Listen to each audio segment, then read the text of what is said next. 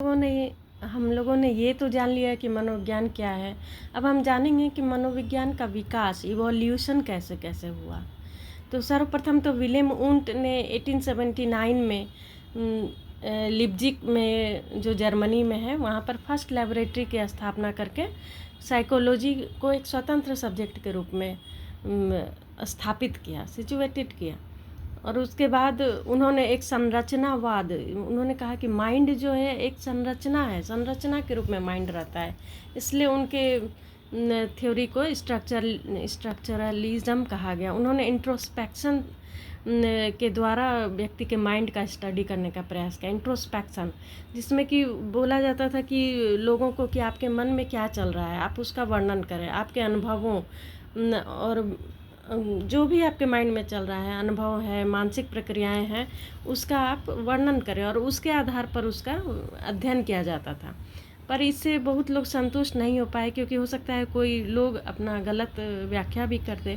उसके बाद हमारे एक अमेरिकी मनोवैज्ञानिक विलियम जेम्स आए, जिन्होंने फंक्शनलिस्ट का मतलब को सिद्ध किया। उन्होंने, उनका थ्योरी को फंक्शनलिज्म कहा जाता है, प्रकार्यवादी। उन्होंने कहा कि व्यक्ति के कार्य पर ध्यान देना चाहिए कि मन क्या करता है, व्यक्ति कैसे व्यवहार करता है, किन लोगों का उन पर असर होता है।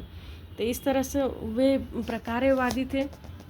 जॉन डीवी भी उन्हीं के, उन्होंने भी प्रकार्यवाद का ही उपयोग किया। उसके बाद गेस्टाल्ट साइकोलॉजी आया, जिसमें कि as a whole, gestalt means as a whole. उन्होंने स्ट्रक्चरलिज्म के विरोध में एक थ्योरी दिया, जिसे कि गेस्टाल्ट कहते हैं। हम किसी भी रील को और किसी भी को हम एज ए होल देखते हैं, इनका कहना था।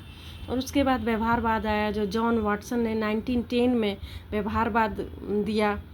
उन्होंने सिर्फ व्यवहार का अध्ययन एक कंट्रोल्ड कंडीशन में किया, उसमें एक स्किनर भी थे। और उसके बाद हमारे आए सिगमंड फ्रायड, जिन्होंने कि एक क्रांति ही ला दी मनोविज्ञान की दुनिया में। उन्होंने मनोविश्लेषण, साइकोएनालिसिस थ्योरी की स्थापना की। और उन्होंने मतलब बताया कि साइको एनालिसिस, व्यक्ति के मन का विश्लेषण करके उस पर उन्होंने स्टडी किया, जिसका कि उन्हें काफ़ी अच्छा रिजल्ट भी मिला और उनकी काफ़ी प्रसिद्धि हुई। उसके बाद मानवतावादी ह्यूमनिस्टिक पर्सपेक्टिव आया, जिसमें अब्राहम मास्लो, कार्ल रॉजर्स थे, जिन्होंने आत्मसंतुष्टि को बल दिया। उसके बाद फिर कॉग्निटिव पर्सपेक्टिव आया। कॉग्निशन मीन्स होता है समझ।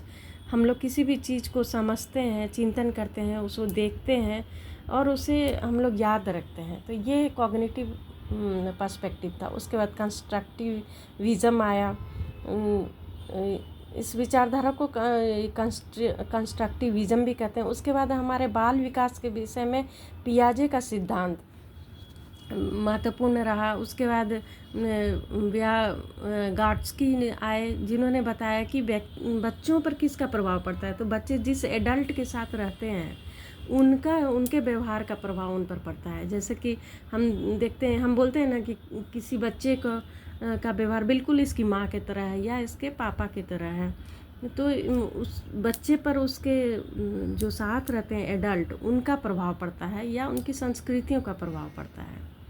तो इस तरह से डेवलपमेंट हुआ। और उसके बाद हमारे भारत में कैसे इसका विकास हुआ, तो सर्वप्रथम 1915 में कलकत्ता यूनिवर्सिटी में इसका पाठ्यक्रम आरंभ किया गया। उसके बाद 1916 में भी प्रथम मनोविज्ञान विभाग की स्थापना की गई। 1938 में फिर जाकर के मनोविज्ञान का ये अप्लाइड साइकोलॉजी का डेवलपमेंट हुआ।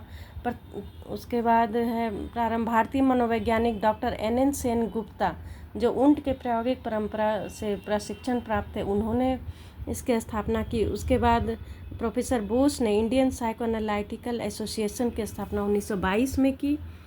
और उसके बाद बहुत सारे, जैसे पटना में, मैसूर में बहुत सारे यूनिवर्सिटी खुलने लगे और वहाँ पर मनोविज्ञान की स्टडी होने लगी। जैसे कि भुवनेश्वर में उत्कल विश्वविद्यालय, इलाहाबाद यूनिवर्सिटी, ये सब मिला करके आज 70 यूनिवर्सिटी ऐसे हैं जहाँ पर कि साइकोलॉजी की पढ़ाई होती है।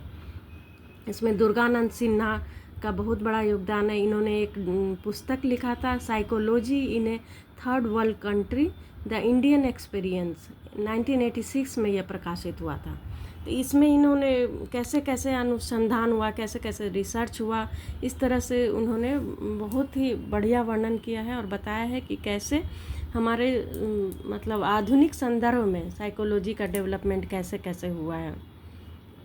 1970 के अंतिम समय में देशज मनोविज्ञान का उदय हुआ, मतलब अपने देश की जो संस्कृति है, व्यवहार है, कल्चर है, उस पर आधारित मनोविज्ञान का विकास हुआ। और इस तरह से धीरे धीरे मनोविज्ञान काफ़ी छा गया हमारे देश में। और यह काफ़ी अच्छा विषय है जो बच्चों के विकास से लेकर के बड़ों तक का अध्ययन करता है, बल्कि ओल्ड एज के लोगों का भी अध्ययन करता है। और इसका हर ब्रांचेज, हर क्षेत्र में इसका उपयोगिता है, या स्पोर्ट्स हो, या किसी कंपनी का काम हो, या राजनीति, या किसी भी क्षेत्र में आप उठाकर ले लीजिए, बिना मनोविज्ञान के कुछ भी नहीं है। जहाँ ह्यूमन है वहाँ मनोविज्ञान है।